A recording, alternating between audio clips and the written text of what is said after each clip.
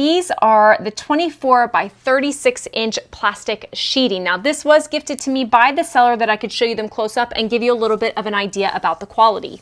They're made of waterproof corrugated plastic, so they're really good for things like yard sales or events, something that you might have outside and you need to have some kind of sign for it. For us, we use these a lot with my kids because we have projects and things going on, or they're making lemonade stand posters, and these work really great for that because you can actually just attach them to the table out front, or we can even attach it in the ground using maybe like a stick or something on the back where we just tape it on there. They are lightweight and they are about 4 millimeters thick. I know it's hard to tell the thickness here, but I feel like they're pretty durable.